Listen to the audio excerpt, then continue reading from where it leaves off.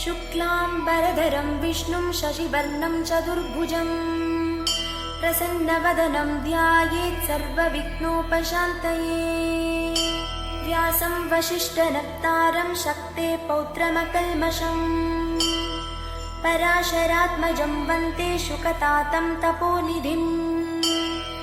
व्यासाय विष्णुरूपाय व्यासरूपाय विष्णवे नमो वै ब्रह्मनिधये वासिष्ठाय नमो नमः। अविकाराय शुद्धाय नित्याय परमात्मने सदैकरूपरूपाय विष्णवे सर्वजिष्णवे। ॐ नमो विष्णवे प्रभविष्णवे।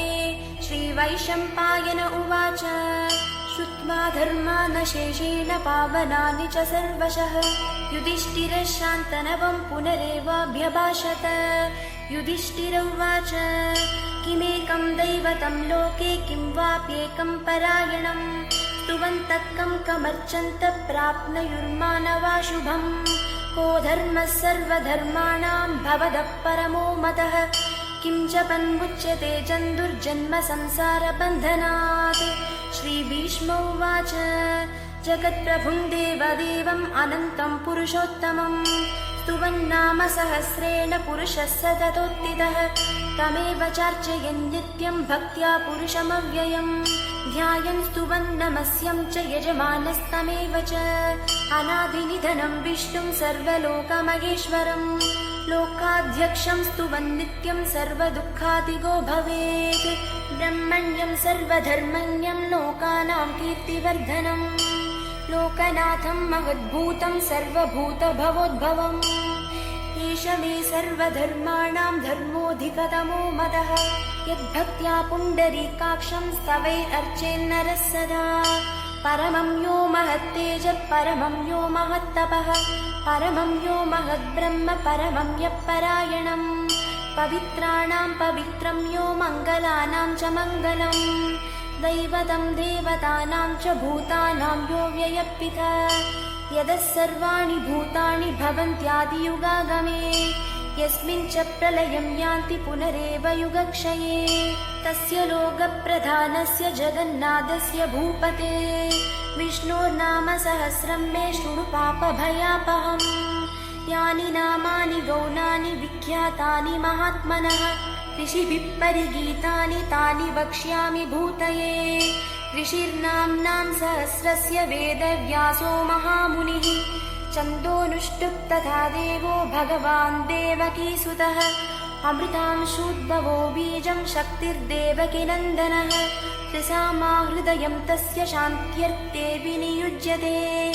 विष्णुं जिष्णुं महाविष्णुं प्रभविष्णुं महेश्वरम् अनेकरूपदैत्यान्तं नमामि पुरुषोत्तमम्।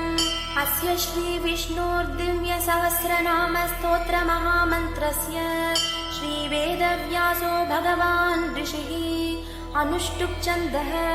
श्रीमहाविष्णुः परमात्मा श्रीमन्नारायणो देवता अमृतांशूद्भवो भानुरिति बीजम् देवकीनन्दनसृष्टेति शक्तिः उद्भवः क्षोभणो देवगिति परमो मन्त्रः शङ्खपृन्नन्दकी चक्रीति कीलकम् शार्ङ्गधन्वा गदाधर इत्यर्थम् रथाङ्गपाणि अक्षोभ्य इति नेत्रम् त्रिसामा सामगः सामेति कवचम् आनन्दं परब्रह्मेति योनिः मृदुः सुदर्शनकाल इति दिग्बन्धः श्रीविश्वरूप इति ध्यानम् श्रीमहाविष्णुप्रीत्यर्थे सहस्रनामजपे विनियोगः।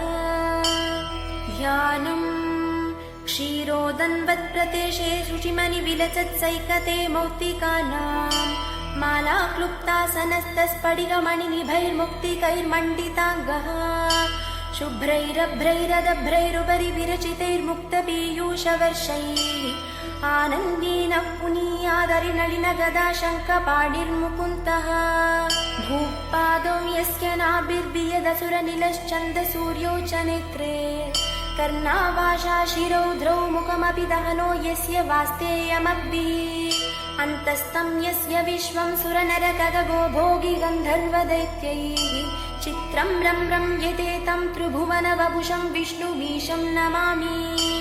ॐ नमो भगवते वासुदेवाय।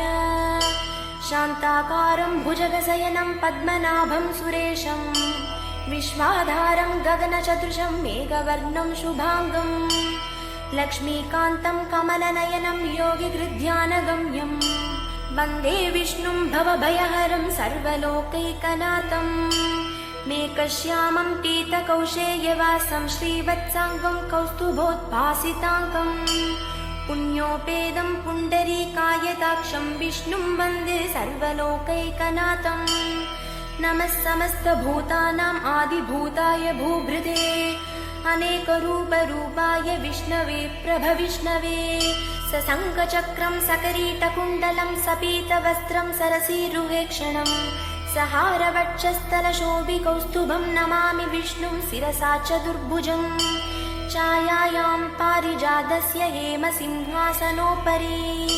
आसीनमम्बुदश्याममायताक्षमलङ्कृतं चन्द्रानमुं चतुर्बाहुं श्रीवत्साङ्कितवक्षसं रुक्मिणी सत्यभामाभ्यां सगिदं कृष्णमाश्रये।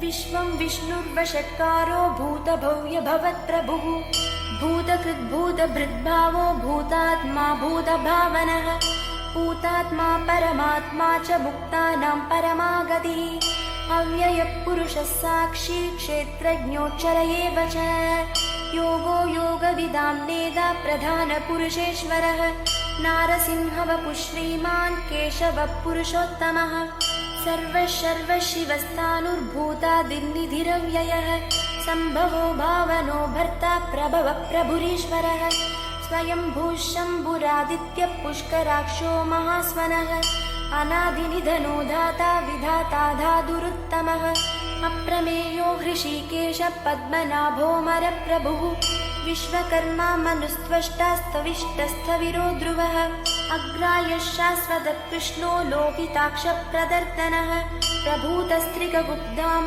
पवित्रं मङ्गलं परम् ईशानप्राणदप्राणो ज्येष्ठश्रेष्ठप्रजापतिः हिरण्यगर्भो भूगर्भो माधवो मधुसूदनः ईश्वरो विक्रमी धन्वी मेधावी विक्रमक्रमः अनुत्तमो दुराधर्षकृतज्ञकृतिरात्मवान् सुरेशः शरणं शर्म विश्वरेता प्रजाभवः अहः संवत्सरो व्यालप्रत्ययः सर्वदर्शनः अजसिद्धिः सर्वादिरच्युतः वृषा कपिरमेयात्मा सर्वयोगविनिश्रुतः वसुर्वसुमनाः सत्यः समात्मा संविदः समः अमोघः पुण्डरीकाक्षो वृषकर्मा वृषाकृतिः रुद्रो बहुशिरा बभ्रुर्विश्वयोनिः शुचिश्रवाः अमृतः शाश्वतस्थाणुर्वरारोहो महातपाः सर्वगः सर्वविद्भानु विश्वक्सेनो जनार्दनः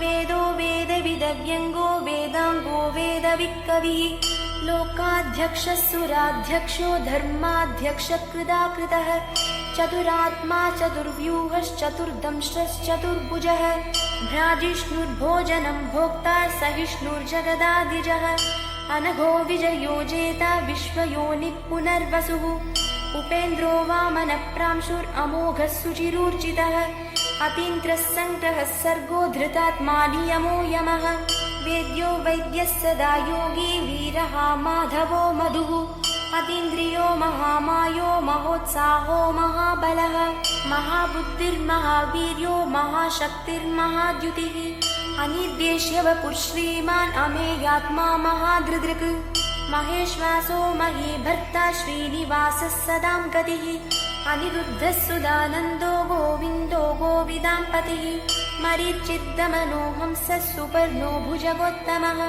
हिरण्यनाभः सुतपा पद्मनाभः प्रजापतिः अमृत्युः सर्वदृक्सिंहः सन्धाता सन्धिमान् स्थिरः अजो दुर्मर्शनः शास्ता विश्रुतात्मा सुरारिः गुरुर्गुरुतमो धामः सत्यः सत्यपराक्रमः निमिषो निमिषस्रग्वी वाचस्पतिरुदारधीः अग्रणीर्ग्रामणी श्रीमान् न्यायो नेता समीरणः सहस्रमूर्धा विश्वात्मा सहस्राक्षः सहस्रपात् आवर्तनो निवृत्तात्मा संवृतः संप्रमर्दनः अहः संवर्तको वह्निरनिलो धरणीधरः सुप्रसादप्रसन्नात्मा विश्वधृग्विश्वभुक् विभुः सत्कर्ता सत्कृतः साधुर्जन्मुर्नारायणो नरः असङ्ख्येयो प्रमेयात्मा विशिष्टः शिष्टकृच्छुचिः सिद्धार्थः सिद्धसङ्कल्पः सिद्धितः सिद्धिसाधनः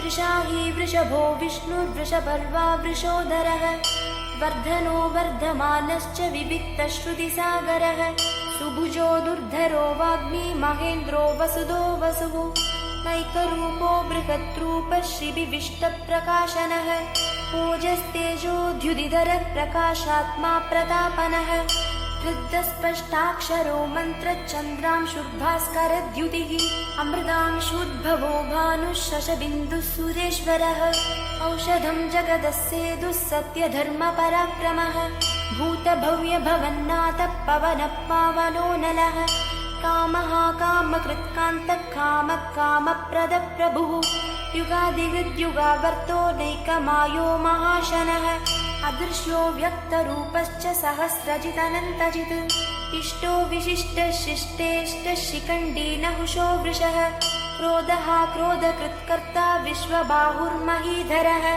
अच्युतप्रदिदः प्राणदो वासवानुजः अपान्निधिरधिष्ठानम् अप्रमत्तप्रतिष्ठितः स्कन्दस्कन्दधरो धुर्यो वरदो वायुवाहनः वासुदेवो बृहद्भानुरादिदेवः पुरन्दरः अशोकस्तारणस्तारः शूरः शौरिर्जनेश्वरः अनुकूलः सदावर्तः पद्मी पद्मनिभेक्षणः पद्मनाभो रविन्दाक्षः पद्मगर्भः शरीरभृद् महर्दिर्वृद्धो वृद्धात्मा महाक्षो गरुडध्वजः अतुलः शरभो भीमः समयज्ञो हविर्हरिः सर्वलक्षणलक्षण्यो लक्ष्मीवान् समितिञ्जयः दिक्षरो रोहितो मार्गो हेतुर्दामोदरः सहः महीधरो महाभागो वेगवानमिताशनः उद्भवक्षोभणो देवः श्रीगर्भः परमेश्वरः करणं कारणं कर्ता विकर्ता गहनो गुहः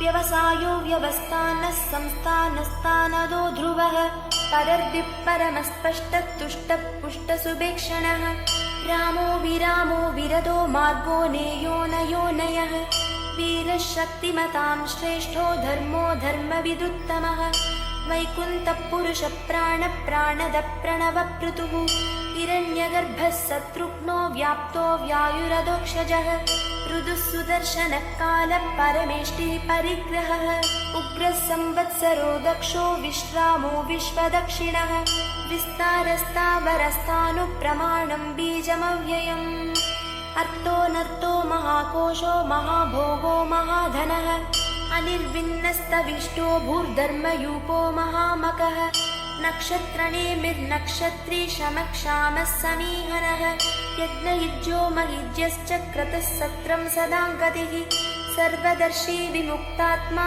सर्वज्ञो ज्ञानमुत्तमम् सुव्रतः सुमुखः सूक्ष्मः सुघोषः सुगधः सुहृद् मनोहरो जिदक्रोधो वीरबाहुर्विदारणः स्वापनः स्ववशो व्यापी नैकात्मानैककर्मकृत् वत्सरो वत्सलो वत्सी रत्नगर्भोदनीश्वरः धर्मकृद्धर्मी सदसक्षरमक्षरम् अविज्ञाता सहस्रांशुर्विधाता कृतलक्षणः गभस्तिनेमिः सत्त्वस्तसिंहो भूतमहेश्वरः आदिदेवो महादेवो देवेशो देवभृद्गुरुः उत्तरो गोपतिर्गोप्ता ज्ञानगम्यः पुरातनः शरीरभूतभृद्भोक्ता कपीन्द्रो भूरि दक्षिणः सोमपोऽमृतपः सोमः पुरुजित्पुरुषोत्तमः विनयो जयः सत्यसन्धो दाशार्हः सात्वतां पतिः जीवो विनयिता साक्षी मुकुन्दोमितविक्रमः अम्भोनिधिः अनन्तात्मा महोदधिशयोऽन्तकः अजो महार्हस्वाग्भाव्यो जितामित्रप्रमोदनः आनन्दो नन्दनो नन्दः सत्यधर्मात्रिविक्रमः महर्षिः कपिलाचार्य कृतज्ञो मेदिनीपतिः त्रिपदस्त्रिदशाध्यक्षो महाशृङ्गकृतान्तकृत् महावराहो गोविन्दः सुषेणः कनकाङ्गदी गुह्यो गभीरो गहनो गुप्तश्चक्रगदाधरः वेदास्वाङ्गोजितकृष्णो दृढः सङ्कर्षणोच्युतः वरुणो वारुणो वृक्षः पुष्कराक्षो महामनाः भगवान् भगवानन्दी वनमाली हलायुधः आदित्यो ज्योतिरादित्यः सहिष्णुर्गतिसत्तमः सुधन्वाकन्दपरशुर्दारुणो द्रविणप्रदः दिवस्पृक् सर्वदृग्व्यासो वाचस्पतिरयो निजः त्रिसामासामगः सामनिर्वाणं भेषजं भिषक् सन्न्यासकृच्चमशान्तो निष्ठा शान्तिपरायणम् शुभाङ्गः शान्तिदस्रष्टा कुमुदकुवलेशयः गोहितो गोपतिर्गोप्ता वृषभाक्षो वृषप्रियः अनिवर्ती निवृत्तात्मा संक्षेप्ताक्षेमकृच्छिवः श्रीवत्सवक्षा श्रीवास श्रीपति श्रीमताम्बरः श्रीधश्रीश श्रीनिवास श्रीनिधि श्रीविभावनः श्रीधरः श्रीकरः श्रेयः श्रीमान् लोकत्रयाशयः स्वक्षस्वङ्गः शतानन्दो नन्दिर्ज्योतिर्गणेश्वरः विजितात्मा विधेयात्मा शक्तिर्तिश्चिन्न संशयः युधिर्नः सर्वतश्चक्षुरनीशः शाश्वतस्थिरः भूषयो भूषणो भूतिर्विशोकः शोकनाशनः अर्चिष्मान् अर्चितः कुम्भो विशुद्धात्मा विशोधनः अनिरुद्धो प्रदितरः प्रद्युम्नोमितविक्रमः कालनेमिनिहावीरः शौरिः शूरजनेश्वरः त्रिलोकात्मा त्रिलोकेशः केशवः केशिहा हरिः कामदेवः कामपालः कामी कान्तकृदागमः अनिर्देश्यवपुर्विष्णुर्वीरो नन्दो धनञ्जयः ब्रह्मण्यो ब्रह्मकृद्ब्रह्मा ब्रह्म ब्रह्मविवर्धनः ब्रह्मविद्ब्राह्मणो ब्रह्मी ब्रह्मज्ञो ब्राह्मणप्रियः महाक्रमो महाकर्मा महातेजा महोरगः महाक्रतुर्महायज्वा महायज्ञो महाहविः स्तव्यस्तव प्रियस्तोत्रं स्तुतिस्तोत्तारणप्रियः पूर्णपूर्ययिता पुण्यपुण्यकीर्तिरनामयः मनोजवस्तीर्थकरो वसुरेता वसुप्रदः वसुप्रदो वासुदेवो वसुर्वसुमनाहविः सद्गति सत्कृतिः सत्ता सद्भूतिः सत्परायणः शूरसेनो यदुश्रेष्ठः सन्निवासः सुयामुनः भूतावासो वासुदेवः सर्वासु निलयो नलः दर्पः दर्पदो दृप्तो दुर्धरोता पराजितः विश्वमूर्तिर्महामूर्तिर्दीप्तमूर्तिरमूर्तिमान् अनेकमूर्तिरव्यक्तशतमूर्तिर्शताननः एकोनैकसवक्क किं यत्तत्पदमनुत्तमम् लोकबन्धुर्लोकनाथो माधवो भक्तवत्सलः एकोनैकसवक्क किं यत्तत्पदमनुत्तमम् लोकबन्धुर्लोकनाथो माधवो भक्तवत्सलः सुवर्णवर्णो हेमाङ्गो वराङ्गश्चन्दनाङ्गदी वीरः विषमः शून्यो घृताशीरचलश्चलः अमान्यमानदो मान्यो लोकस्वामी त्रिलोकधृक् सुमेधा मेधजोदन्यः सत्यमेधाधराधरः तेजो वृषोद्युदिधरः सर्वशस्त्रभृताम्बरः प्रग्रहो निग्रहो व्यग्रो नैकशृङ्गो गदाग्रजः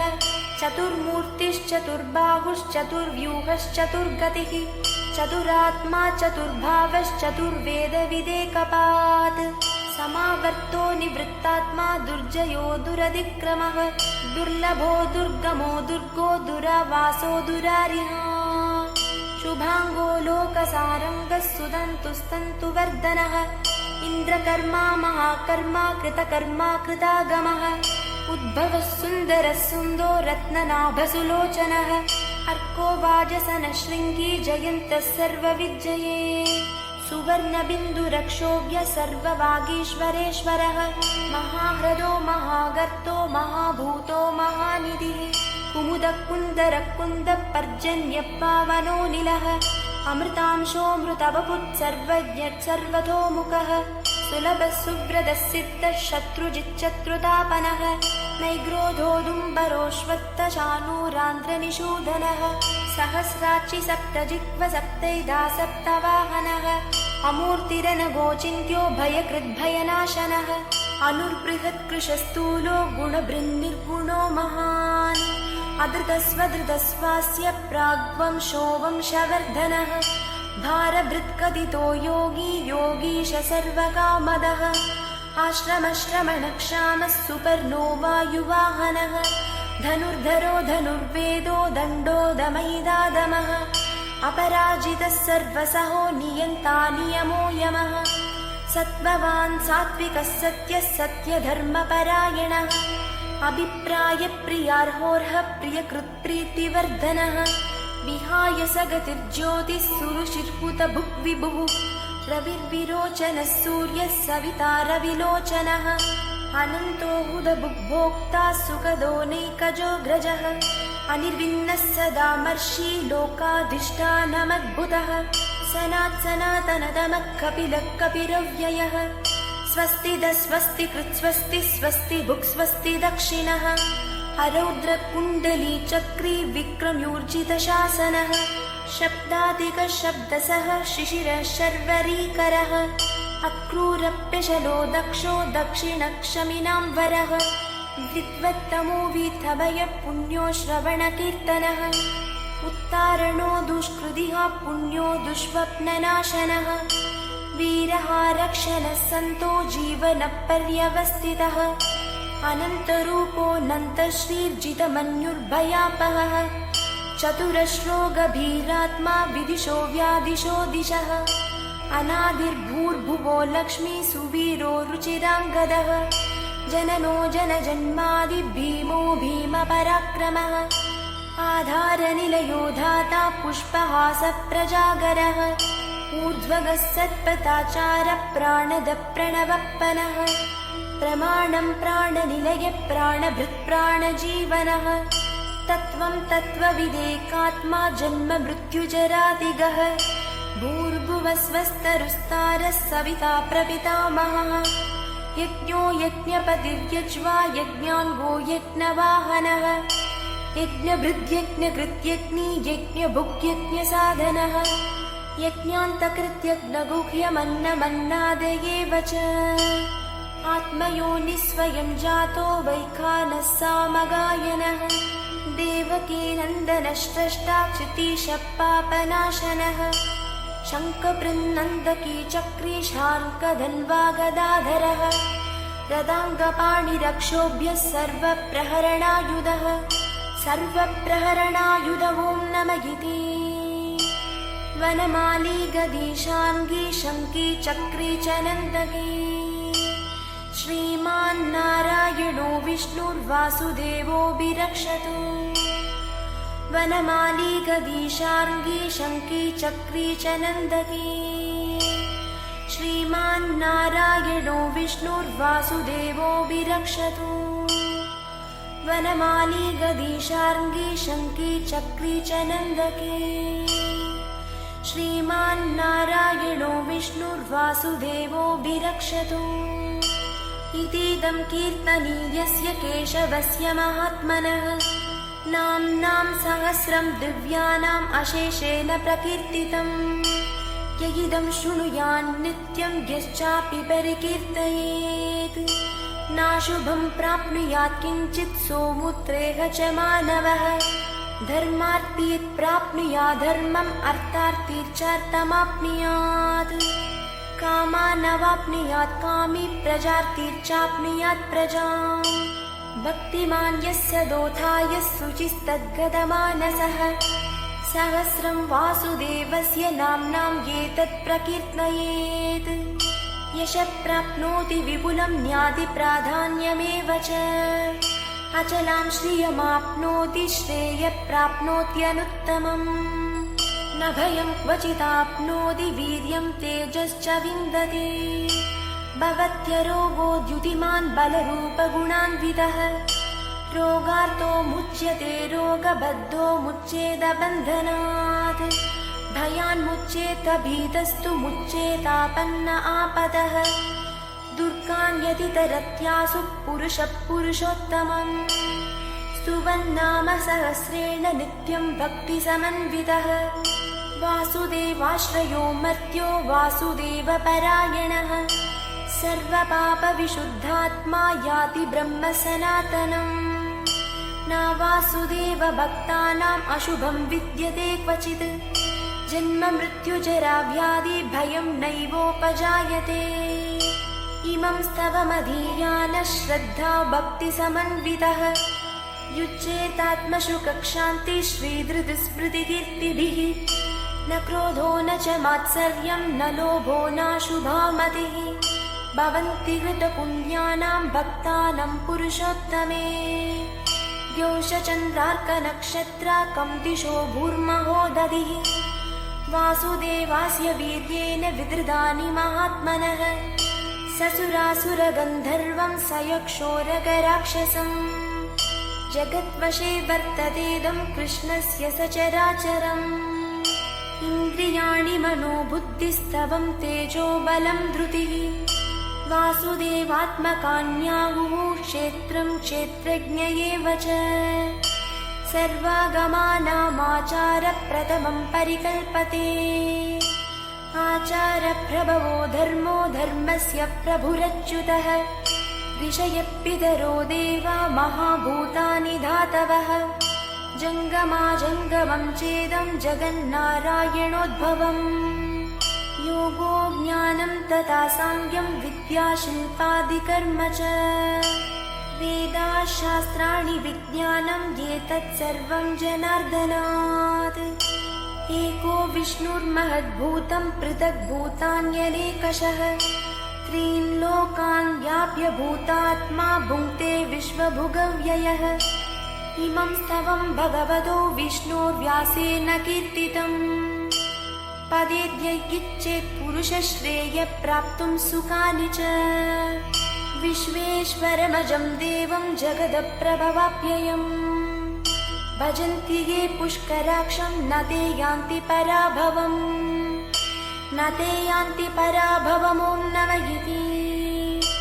अर्जुन उवाच पद्मपत्रविशालाक्ष पद्मनाभसुरोत्तमा भक्तानामनुरक्तानां त्राता भव जनार्दन। श्रीभगवानुवाच यो मां नाम सहस्रेण स्तोतुमिच्छति पाण्डव सोऽहमेकेन श्लोकेन स्तुत एव न संशयः स्तुत एव न संशय ॐ नमः इति। व्यास उवाच वासनात् वासुदेवस्य वासितं भुवनत्रयम् सर्वभूतनिवासोऽसि वासुदेव नमोऽस्तु ते। श्रीवासुदेव नमोऽस्तु ॐ नमः इति।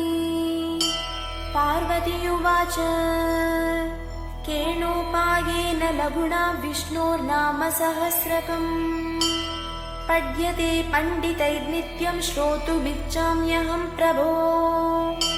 ईश्वर उवाच श्रीराम राम रामेति रमे रामे मनोरमे सहस्रनाम तत्तुल्यं राम नाम वरानमे।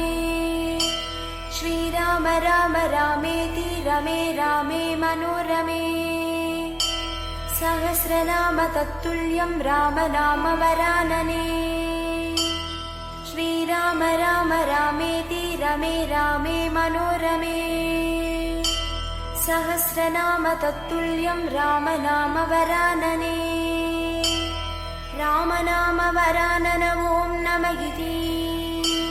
ब्रह्मोवाच नमोऽस्तु अनन्ताय सहस्रमूर्तये सहस्रपादाक्षि शिरोरुबाहवे सहस्रनाम्ये पुरुषाय शाश्वते सहस्रकोटियुगधारिणे नमः।